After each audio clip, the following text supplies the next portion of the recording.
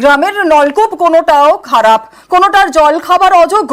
তাই পাশের গ্রামে গিয়েছিলেন, সেখানেই জল নিতে বাধা দেওয়া হয়, কারণ তারা আদিবাসী। তাই খাবার জলেও মানা। চাঞ্চল্যকর অভিযোগ সুন্দরবনের গ্রামে। দক্ষিণ 24 পরগনার পাথর প্রতিমা দ্বারকাপুর সুন্দরবন এলাকায় আদিবাসীদের গ্রাম। 300-রও বেশি পরিবার। গ্রামের বাসিন্দাদের বেশিরভাগই জঙ্গল থেকে মধু সংগ্রহ করে সংসার চালান। অভিযোগ, এই গ্রামই দীর্ঘদিন ধরে জলকষ্টে ভুগছে।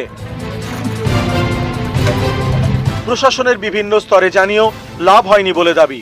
জনসাধারণ জল যদি না পায় তাহলে ওরা তো মরে যাবে। পঞ্চায়েতকেও বলেছি, ভিডিও অফিসেও পর্যন্ত বলেছি।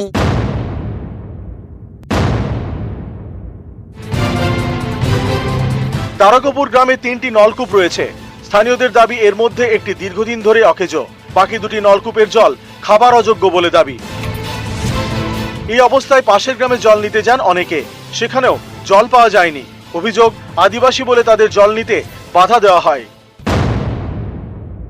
জল খাইলে বকাবকি করে, পয়সা নিবে, আদিবাসীকে তো তাদের ঘৃণা করে। পাশে গ্রামে গেলে নাকি উল্টো পাল্টা বলছে। হ্যাঁ, উল্টো পাল্টা বলছে। কি বলে? টিউবওয়েলে জল খেতে দেবো না, অমুক করবো না, তমুক করবো না, তোমরা চাবি লাগিয়ে রাখছে, অমুক করছে, তমুক করছে।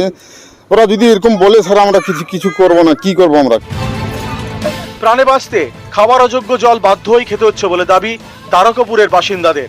জল ভরছেন, কাপড় বাঁধা রয়েছে, কেন? পোকা বাড়াই কইয়া কাপড় বাঁধছি। এই জল খান? হ্যাঁ। কেন?